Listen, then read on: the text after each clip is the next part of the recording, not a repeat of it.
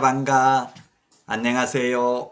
박용덕입니다. 공인중개사법 하루 세 문제 기출 뽀개기 시간입니다. 여러분 먼저 구독, 좋아요, 알람 설정 부탁드리겠습니다. 자, 그러면 22회 30번 문제 보도록 하겠습니다. 매수 신청 대리와 관련해서 틀린 것입니다. 매수 신청 대리가 시험에 한 문제 출제가 됩니다. 다만 출제 딱 안 된 적이 30회 시험에 딱 한 번만 안 나오고요. 그 이후 2006년부터 지금까지 해마다 한 문제 출제됐습니다. 1번 모든 개업 공인중개사가 매수 신청 대리인으로 등록할 수 있는 것은 아니다. 예, 그렇습니다. 법 7638호 부칙 제6조 2항의 규정에 의해서 등록을 한 것으로 보는 자, 우리 흔히 중개인이라고 하죠. 옛날에 복덕방 하다가 자격증 없는 분들은 등록할 수 없습니다. 2번 공인중개사인 개업공인중개사는 매수신청 대리인으로 등록하지 않더라도 경매 부동산에 대한 권리분석 및 취득 알선은 할 수 있습니다. 다만 경매 부동산에 대한 매수신청 대리 입찰 대리를 하려면 매수신청 대리인 등록을 해야 됩니다. 자, 그 다음에 3번 매수신청 대리 보수의 지급 시기는 매수신청인과 매수신청 대리인의 약정에 따르며 약정이 없을 때에는 매각대금 지급 기한일입니다. 기일이 아니라 기한일입니다. 우리 중개보수는 거래대금 지급이 완료된 때죠. 4번 매수신청대리인은 매수신청대리 대상물의 권리관계, 경제적 가치, 매수인이 부담해야 할 사항 등에 대하여 위임인에게 성실 정확하게 설명하고 등기사항 증명서 등 근거 자료를 제시해야 됩니다. 네, 경제적 가치도 설명해야 된다. 이 경제적 가치가 감정가격이 되겠습니다. 감정가격. 매수인이 부담, 인수해야 될 권리가 뭐가 있습니까? 유치권, 분묘기지권, 법정지상권 이런 것들 설명해야 됩니다. 공인중개사법에서는 취득 시 부담할 조세의 종류 및 세율을 설명해야 되죠. 5번 임목에 관한 법률에 의한 임목은 중개상물이 될 수 있으나 매수신청대리 대상물이 될 수 없다. 이게 X네요. 중개대상물하고 매수신청대리 대상물은 똑같습니다. 토지, 건축물, 임목, 공장재단, 광업재단 모두 중개대상물에도 해당되고 매수신청대리 대상물에도 해당됩니다. 다만 임목, 공장재단, 광업재단은 부동산거래 신고 대상물은 아니죠. 부동산거래 신고 대상물도 아니고 토지거래 허가 대상도 아니고 농지취득자격증명 대상도 아니고 계약서 검인 대상도 아닙니다. 임목, 공장재단, 광업재단은. 다만 매수신청대리 대상물에는 해당되고 중개대상물에도 해당됩니다. 정답 5번이 되겠습니다. 임목, 공장재단, 광업재단, 중개상물, 매수신청대리 대상물 모두 해당됩니다. 자, 다음은 31번입니다. 매수신청대리 위임을 받은 경우 그 업무에 관한 설명으로 틀린 것입니다.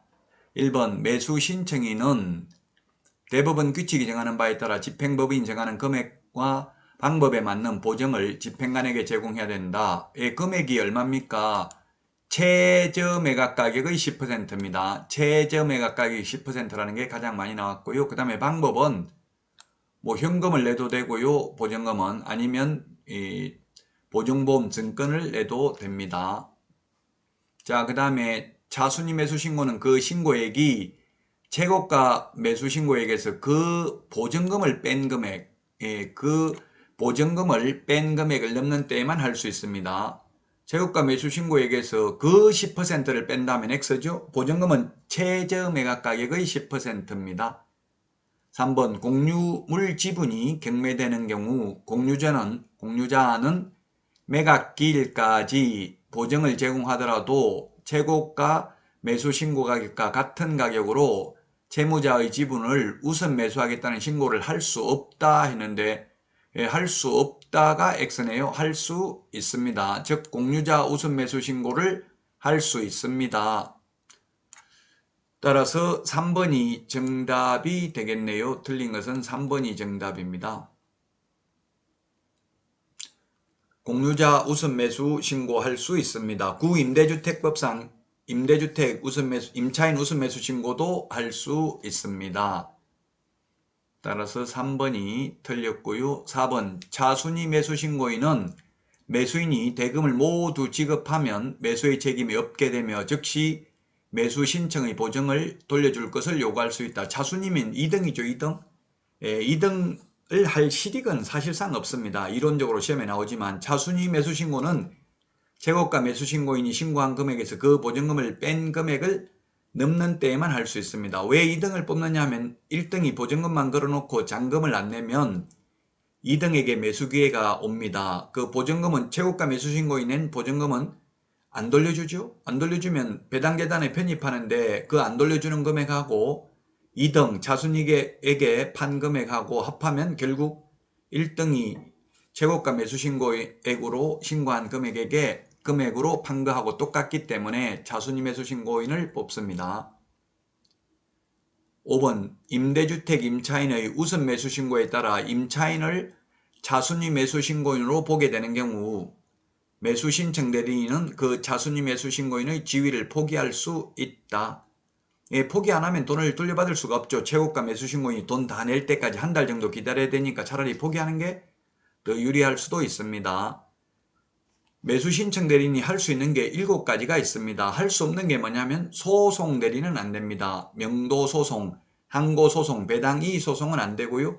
차순위 매수 신고 할 수 있고요. 차순위 매수 신고인의 지위를 포기할 수 있고 공유자 우선 매수 신고도 할 수 있고요. 구임대주택 임차인의 우선 매수 신고도 대리할 수 있습니다. 보증금 대신 내는 것, 보증금 돌려받는 것, 입찰표 작성하는 것 가능합니다. 그러나 소송 대리는 안 된다. 정답은 3번이 되겠습니다. 공유자 우선 매수 신고 할 수 있습니다. 다음은 교육제도 보도록 하겠습니다. 한 문제 시험에 나오고요. 우리 암기 프린트 53번에 보면은 교육제도 규정되어 있습니다. 1번 실무교육은 개업공개사 및 소속공개사의 직무수행에 필요한 법률 지식을 주의하셔야 되겠습니다. 법률 지식입니다. 실무교육은 법률 지식, 연수교육의 경우는 법 개정 내용입니다. 연수교육은 2년마다 한 번씩 하니까 개정법령을 설명을 해야 되고요. 근데 실무교육은 초보자들이 받는 교육이니까 법률 지식이 반드시 포함되어야 합니다. 이것 빼고는 연수교육하고 이 연수교육은 법제도의 변경사항이 들어가야 된다고요. 나머지는 똑같습니다. 실무교육 내용이나 연수교육 내용이. 그 다음에 2번 실무교육 시간은 28시간 이상 32시간 이하고요. 교육시간이 규정되어 있지 않는 것은 거래사고 예방교육이고요. 가장 짧은 게 직무교육 3시간 이상 4시간 이하. 그 다음에 연수교육은 12시간 이상 16시간 이하. 매수신청 대리 실무교육은 32시간 이상 44시간 이하입니다. 3번에 직무교육 3시간 이상 4시간 이하고요. 직업윤리는 반드시 들어가야 됩니다. 직업윤리가 교육 내용에 포함되어 있지 않는 것은 거래사고 예방교육 하나밖에 없습니다. 나머지는 전부 직업윤리가 교육 내용에 포함되어 있습니다. 5번 연수교육을 받지 않는 경우 100만원 이하의 과태료라고 했는데 이게 정답이네요. 연수교육을 안 받으면 500만원 이하의 과태료죠. 500만원 이하의 과태료입니다. 100만원 이하의 과태료라고 해서 X입니다. 교육 안 받으면 처벌받는 것은 오직 연수교육 하나밖에 없습니다. 나머지는 교육을 받지 않아도 처벌되지는 않습니다. 처벌되지는 않는 대신에 실무교육을 안 받으면 개업을 못하고 취직을 못할 뿐이죠. 직무교육 안 받으면 보조원으로 취직을 못하고요. 매수신청대리인 등록을 위한 교육을 안 받으면 매수신청대리인 등록을 못할 뿐입니다. 처벌 규정은 없습니다. 자, 그래서 정답은 연수교육을 받지 않는 경우 500만 원 이하의 과태료고 시도지사가 부과하죠.